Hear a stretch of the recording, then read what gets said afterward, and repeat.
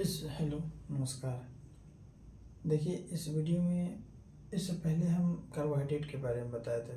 पोषक तत्व में कार्बोहाइड्रेट बताए थे। अब यहाँ पे प्रोटीन बता रहे हैं। प्रोटीन को समझिएगा, प्रोटीन क्या होता है।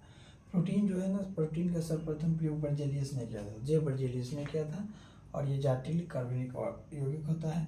20 अमीनो अम्ल से मिलकर बना हुआ रहता है प्रोटीन। सभी प्रोटीन में जो है नाइट्रोजन होता है। शरीर में 20 प्रकार के प्रोटीन होता है। शरीर में 20 प्रकार के प्रोटीन होता है, जो 10 प्रोटीन हमारा शरीर संश्लेषित करता है और 10 प्रोटीन जो है हमें भोजन से मिलता है। 15% भाग जो है हमारी बॉडी के प्रोटीन से बना हुआ रहता है।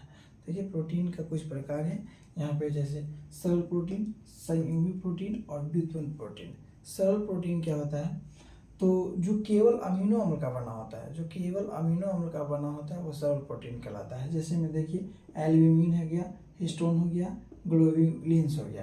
ये सिर्फ अमीनो अम्ल के बने प्रोटीन होते हैं, एल्ब्यूमिन, हिस्टोन और ग्लोब्युलिन्स। दूसरा है संयुग्मी प्रोटीन। संयुग्मी प्रोटीन क्या है, जिनके अणुओं के साथ साथ समूह भी जुड़े होते हैं। जिनके अणु के साथ साथ जो है ना समूह भी जुड़े होते हैं, उसे संयुग्मी प्रोटीन कहते हैं। इसकी कुछ जैसे क्रोमोप्रोटीन और ग्लाइकोप्रोटीन। क्रोमोप्रोटीन और ग्लाइकोप्रोटीन ये संयुग्मी प्रोटीन होता है। जैसे व्युत्पन्न प्रोटीन।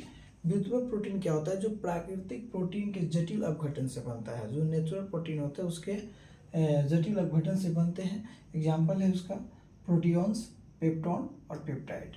प्रोटियॉन्स, पेप्टॉन और पेप्टाइड्स। इसके बाद है तो ये कार्य, इसके प्रोटीन का जो कार्य है उसको देखिए, समझिए।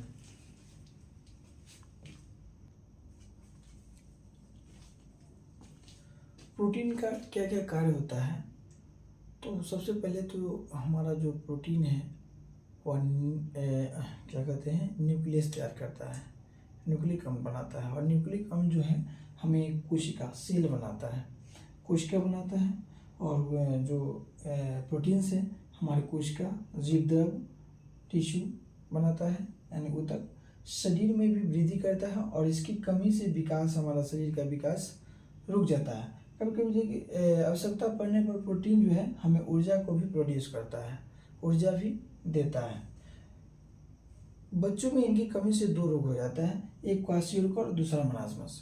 क्वाशियोरकर जो होते हैं ना, इसमें बच्चों के हाथ वहाँ फूल जाना और पीठ बाहर निकल जाना, ये प्रोटीन की कमी से होने वाले रोग हैं। मरासमस है, मरासमस ये भी बच्चों में होने वाले रोग है प्रोटीन की कमी से। इसमें मांसपेशियाँ ढीला पड़ जाता है। इसमें क्या होता है, मांसपेशियाँ ढीला पड़ जाता है। इसीलिए कहा जाता है कि 6 से 14 वर्ष की अवस्था तक जो है बच्चों में प्रोटीन की मात्रा अधिक देनी चाहिए, मतलब प्रोटीन की मात्रा देनी चाहिए, ताकि ये सब और उसका जो विकास होता है वो जल्दी होता है। चलिए, उसके बाद जैविक नियंत्रण के रूप में भी कार्य करता है। जैविक क्रिया के रूप में नियंत्रण करता है। आनुवांशिक लक्षण को भी विकास करता है हमारा प्रोटीन। प्रोटीन कहाँ मिलता है, उसका जो मुख्य स्रोत है प्रोटीन कहाँ कहाँ, सबसे ज़्यादा प्रोटीन सोयाबीन में होता है। सोयाबीन में ज़्यादा प्रोटीन मिलती है, दाल में मिलता है, दूध में मिलती है, मांस, मछली इत्यादि चीज़ों में जो है प्रोटीन्स मिलता है। इसके बाद हम आपको वसा के बारे में बताते हैं। वसा होता क्या है।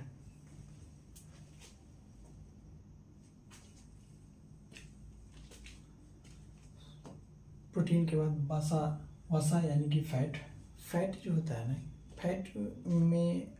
फैट अगर हो जाता है तो बहुत सारी बीमारियां का भी जड़ हो जाता है। फैट, पहले देखिए फैट क्या होता है, ग्लिसरॉल एवं वसीय अम्ल का एक एस्टर होता है। ग्लिसरॉल का और एक वसीय अम्ल का एस्टर होता है वसा। वसा में जो कार्बन, नाइट्रोजन, ऑक्सीजन विभिन्न मात्रा में रहता है। 20 डिग्री सेंटीग्रेड में ये ठोस अवस्था में रहता है। 20 डिग्री ताप पर यह ठोस अवस्था में रहता है। लेकिन अगर 20 डिग्री ताप पर अगर ये द्रव अवस्था में रहता है, जिसको हम तेल कहते हैं, तेल कहते हैं। तेल जो होता है ना, हम लोग खाने वाला जो तेल होते हैं वो जो है द्रव अवस्था में रहता है, वो वसा ही होता है। वसा अम्ल 2 प्रकार के होते हैं, एक होता है संतृप्त वसा, दूसरा होता है असंतृप्त वसा। तो संतृप्त जो होता है, संतृप्त वसा होता है नारियल के तेल या तार के तेल में होता है। और असंतृप्त वसा होता है मछली का तेल हो गया, मछली का जो कॉड का तेल होता है वनस्पति तेल में होता है। ठीक है, 1 ग्राम वसा के जो पूर्ण ऑक्सीकरण से जो है हमारी बॉडी को 9.2 किलो कैलोरी ऊर्जा प्रदान होता है।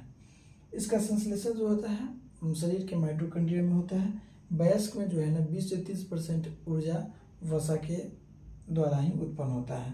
इसका कार्य देखिए, कार्य क्या है, ये ऊर्जा प्रदान करता है, त्वचा के नीचे रहता है, त्वचा के नीचे रहकर ये बाहरी टेम्परेचर को जो है ना अंदर की टेम्परेचर को बाहर नहीं जाने देता है।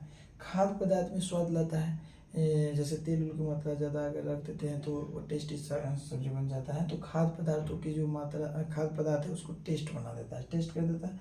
अंगों को चोट से बचाता है, अंगों के चोट से बचाता है। इसकी कमी से क्या होती है, त्वचा रुखी हो जाता है, विकास रुक जाता है और वजन में कमी हो जाती है। इसकी अधिकता से भी नुकसान है, इसकी अधिकता होने से भी नुकसान होता है, इसकी कमी से भी नुकसान होता है। तो अधिकता से क्या होता है, शरीर जो होता है स्थूल बन जाता है, मोटा हो जाता है, जिससे हृदय की बीमारी हो जाती है, रक्तचाप भी बढ़ जाता है। तो वसा और प्रोटीन इसके बारे इस वीडियो में हम बताए हैं, और आगे हम खनिज, लवण और न्यूक्लिक अम्ल के बारे में बताएंगे बारे में। थैंक्स इस वीडियो को देखने के लिए।